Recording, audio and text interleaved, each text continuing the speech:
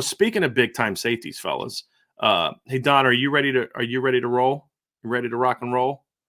Awesome. Speaking of safeties, we got my guy Adon Shuler with us. Mr. Shuler, it has been a long time coming, but it is official. You are the father of a future member of the Notre Dame football team. How's that feel? It feels great. We couldn't wait. It seemed like it took a long time. I mean, the process was great though, but it seemed like it took a long time. But it feels great. We was celebrating early this morning, six something this morning till 7 a.m. when we was able to actually officially sign and get this thing rolling. Well, Don, is it a lot of mixed emotions right now, man? Obviously, you're proud, but Don's leaving very soon here, only a couple weeks left. Last Christmas at home. I know I was talking to him last week about that. What's the emotions like right now, man? Well, for me, I'm more excited than anything. Like we're gonna miss him because he's such a great young my oldest son. We have three sons, but he's so great with us helping around the house, and so I'm gonna miss him. But I'm just more excited for him to be able to move forward and become a better man. At Notre Dame. So I'm more excited about that. Well, and let me ask you this, Don, because you have been very heavily involved in this recruiting class, right? We've all seen the pictures as far as you cheering on these young men to try to help get them in the class, and it's been incredible to see and kind of seeing, I guess, the final product here. I mean, it was an up and down process at points, but Notre Dame designed what could be the best class that they've had in at least 10 years, and a historic class for Marcus Freeman in his first year. Just kind of looking at the final product here, just how proud are you of just this whole class in general and the young men that are part of it?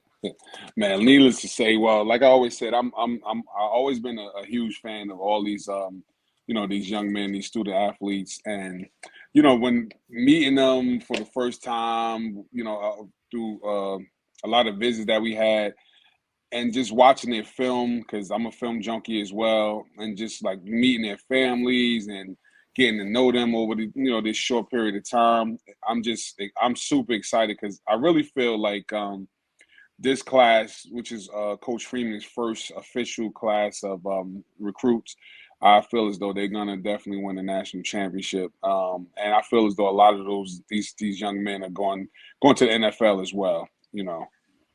Don, I want to ask you about that. You'd said this group's going to win the championship, and we'll find out if that's true or not. But I've noticed something. This group has been talking about that from jump. So my question for you is, as someone who's kind of been, is this something that kind of began with the message from Marcus Freeman, the kids bought in and they're selling it, or is it the kids kind of saying, hey, no, this is why we're coming together, is to do this? Where does that come from? Because I mean, it's not just a Don, and you expect from skill guys, but Sam Pendleton's talking about it in his his article before signing day. Sullivan Absher's talking about it. Even the linemen are talking about it. Where'd that come from? I think it's a little bit of both. I think what it is, these kids. Like these kids are absolutely Notre Dame kids. Like they're academically, their mindset, and then athletically, they all are off the charts. So I think what happened is, as each kid started committing or started getting offers or what have you, or hearing rumors that this kid may commit soon, I think what they did was they started watching film on each other, and they was like, hey, this guy can really play.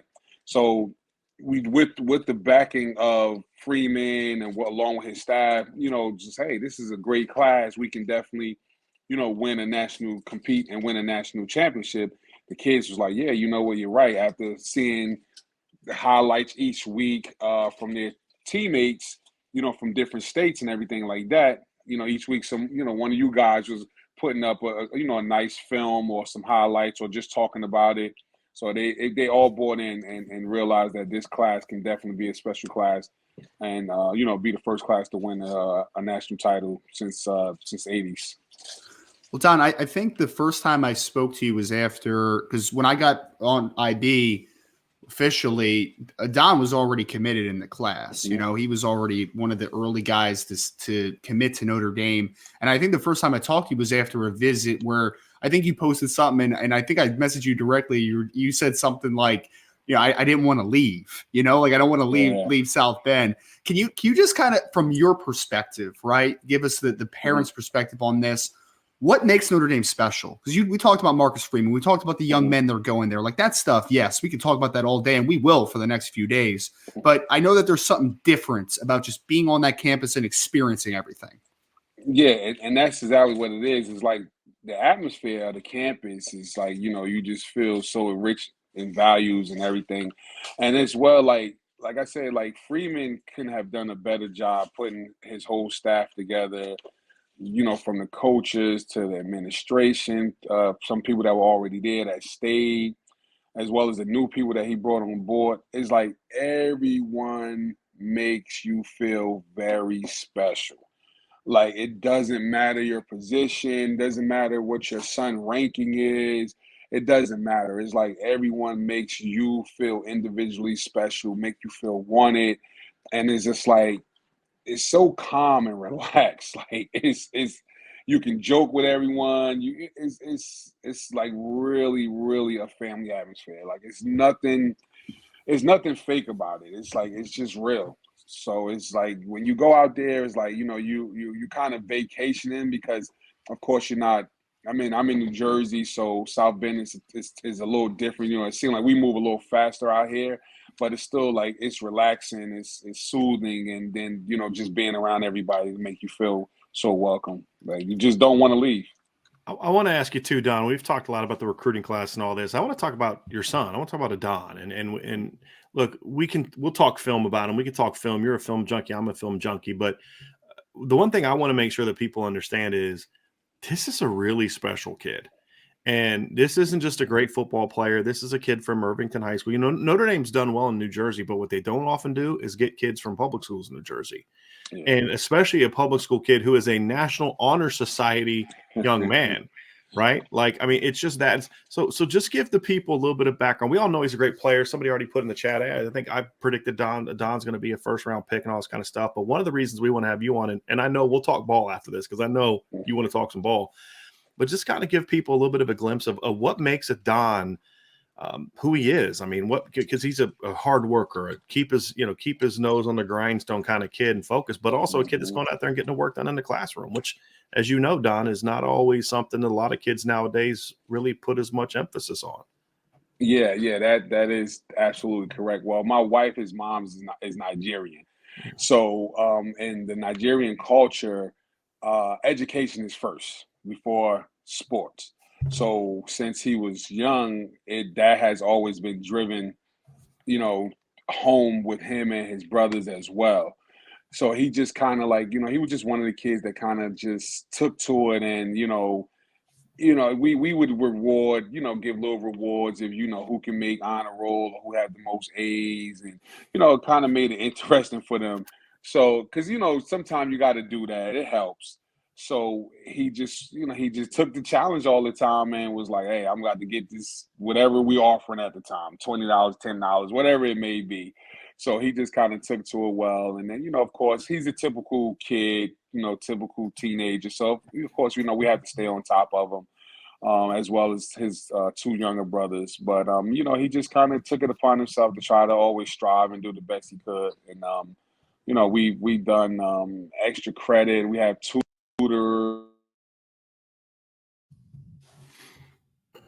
We lost Don there for a second To help him take advantage of his situation. So Adon, I know you want to talk some ball. So let's talk about how much Adon has grown as a player. I told you this in a conversation you and I had recently. I said, look, I'll be honest. When I first saw Adon and Notre Dame was telling me they're gonna offer this kid, I watched the sophomore film and I'm like, oh, he's a nice player. He's okay, smart. You can see the intelligence, you can see his toughness, but just the athleticism. And then he wowed Notre Dame at camp. So I want to talk about, number one, kind of what that experience was like, because Adon's thing is a little different than some other kids in his class. He had to earn his scholarship from Notre Dame. He had to come to campus and earn that scholarship. What was that kind of that moment like where, he went out, spotlight is on him, play well today, you're getting an offer. Don't play well today, you may not be getting an offer. What that moment was like, and then also just kind of what it was like for you guys when Adon got the offer. And then also the second part is, when I watched the junior film, I was like, yep, sign me up. I'm good. Just the development you saw from him as a player that allowed him to shine the way that he has. Yeah, well, what when he came in, he was behind some great guys when he came in at his school in at the end of his freshman year because he had transferred from out of a different school. So the next year he was able to showcase a little bit what he was able to do. Now he played behind some good young men that was in front of him. That went on here to big D1 programs. So what he did was he just came in there, he just kept his head down, and did what he was told. Those guys were older, so they had the team was theirs. And he just came in, basically played his role. So once those guys left, he basically kind of like got the green light, like okay, now this is development more to your team. And then he was able to hone in and with the help of his coaches and a lot of work that we put in, on the off season, his confidence and everything got up, and then he was able to just go and play football and use his mind to help him, get over and make good plays and stuff like that or whatever. As far as him with the Notre Dame when he had to perform, he has one thing about him, like he doesn't do a whole heap of talking or whatever because we try to instill a lot of humbleness in our children. Just be grateful for the blessings that come upon us. But he does have Mamba mentality. Kobe Bryant, Michael Jordan, Mamba mentality. So he hates to lose, and he kind of he likes challenges. Like if he's going against the best, he likes that, and that's what we pride ourselves on. For years, ever since he was younger, we always kind of reached out to like some of the top student athletes around our area, and we always did workouts with them. And I reached out to their dad, and we would always meet wherever was needed to meet at and work out with these guys to help him push him for him to get better. And I guess it kind of worked. So that's basically some kind of sums it up with him and everything. What's been the message about Adon from the Notre Dame staff as far as like the specific fit into the defense? Like we know why he fits at Notre Dame, right? Like you said, there's people think that in order to be confident, you have to be Terrell Owens, Deion Sanders, and those aren't criticisms of those players, but just the boisterous, the demonstrative, the always doing this. Yeah. Not every guy's that way, right? There's also the guys that just say, hey, look, it's not about what I say to you, it's about what I do to you. So obviously Adon fits into Notre Dame academically in all those kind of ways, but the humility way. But let's talk about how he fits into the defense. What's kind of the message been as far as like what about his skill set and what's the kind of role they see for him in this Notre Dame defense? Well, I believe what Freeman and Golden and OLeary from what they are trying to put together is a whole group of guys that's very aggressive on the defensive side of the ball. That guys that love to hit, guys that can definitely tackle on one-on-one tackling. So as far as from what I can see from the conversations and the meetings we had with OLeary, I think they kind of have him like what is it? Not so much as a boundary safety. I forgot what it was exactly, but they the way they projected so far for him to be like one of the guys they could kind of leave out in one-on-one, and he could do multiple things from his safety position. So now let me ask you this, Donna. I'll tell you what I think. I believe that, and I want to get your thoughts on it. I believe that the best way to really thrive is when you play the Ohio States and those teams. You got to be able to put 5 true DBs on the field. Absolutely. I think in a lot of these modern spread offenses, however, is they're going to spread you out, but then they're going to run the ball. So being able to have that 5th DB be a guy that is more of a safety as opposed to a corner, like we saw this year when Notre Dame went to 5 DBs, it was Tariq Bracy, and he's a great kid. How do you, as a football guy, I see this fitting where I view this as if they're able to go to that look, having Adon sort of be sort of like that flat guy that can cover, that maybe plays on the 2nd level as opposed to the 3rd level. So you can cover, play in space, blow up the perimeter screen game, cover slot receivers, cover tight ends.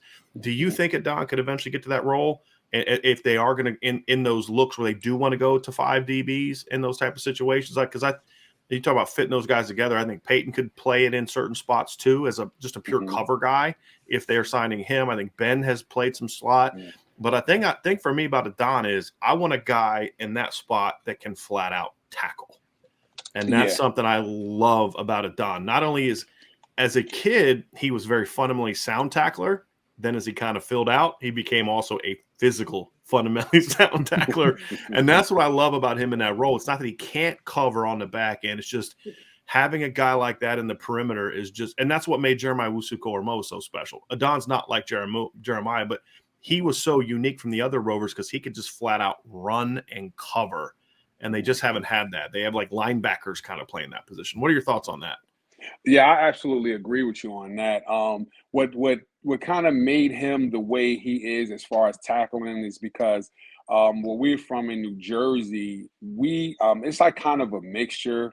The style of football, the way it plays. So up here we have a lot of tough, hard-nosed running backs that we face in New Jersey. So some a lot of decent D1 kids have gone to big Power 5 schools for running backs from our area in New Jersey. So you have to know how to tackle. You have to make them feel it.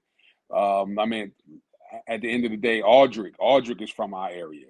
So, so you have to, and you have backs like that a lot up here. So you have to, and then also where Don plays football at Irvington High, his coach, Smoke Pierre, he's a hard-nosed defensive coach. And he preaches, you got to come up and deliver some punishment and, make the team kind of tap out. So I agree with you. I think he can absolutely play exactly how you just stated. Love it. Don, can I ask you a question? Because we've talked a lot about Marcus Freeman. You mentioned Al Golden. You mentioned Chris OLeary.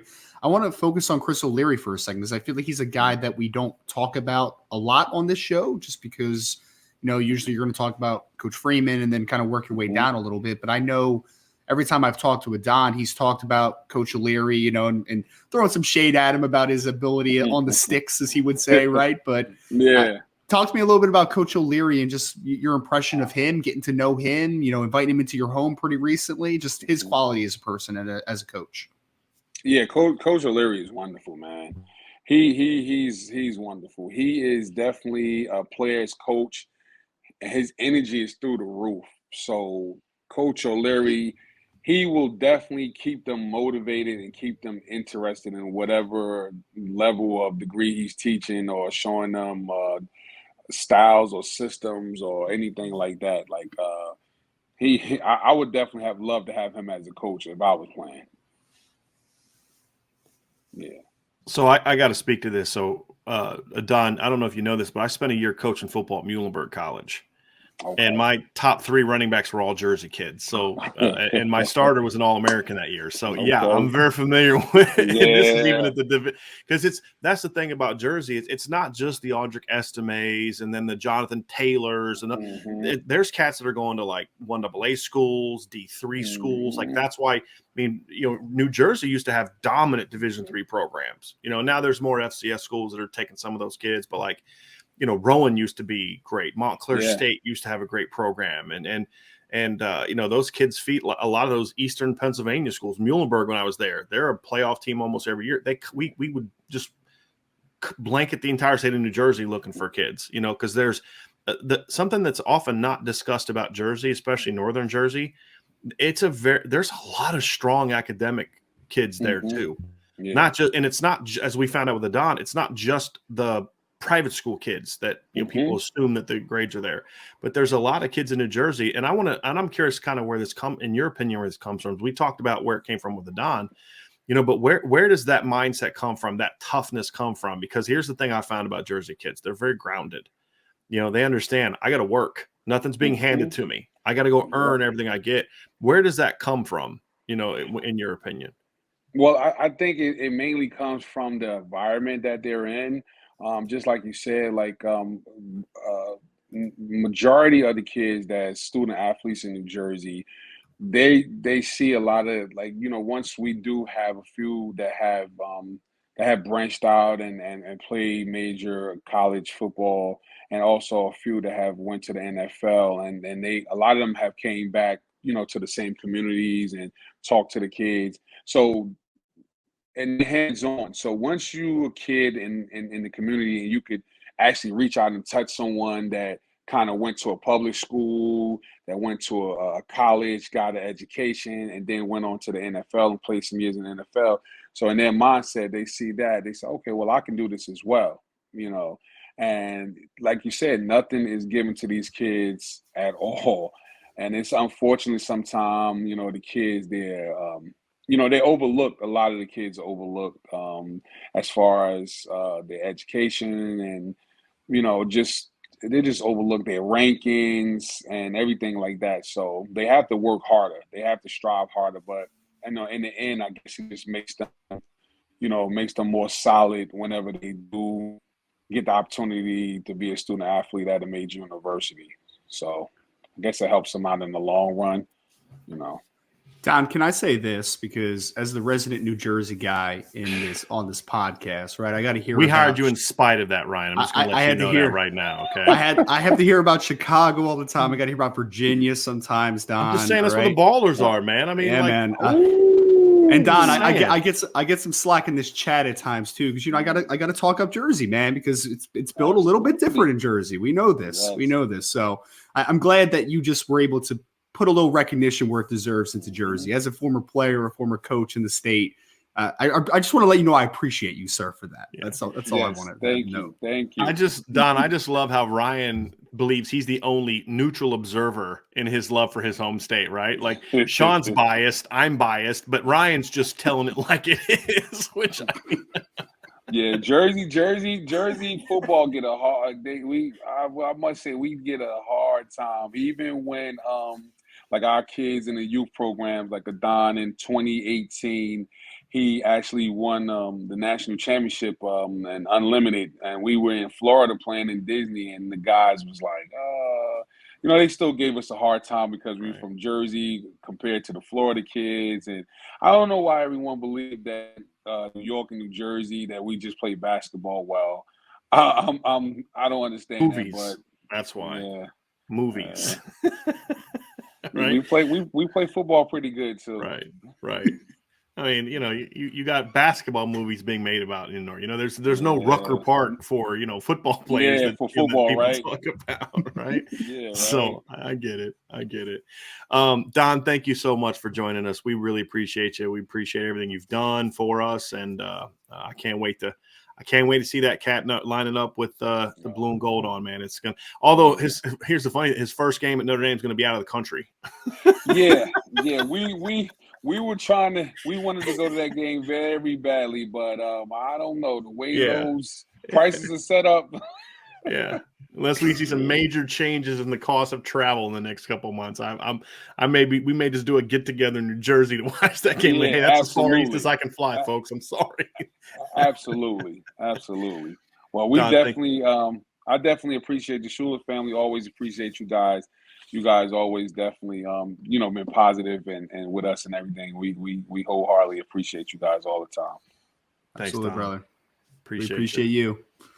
Take care. Enjoy your day. Best with Don. Have a great day, man. All right. Thank you. We'll talk to you again around noon. Absolutely. See you. All right.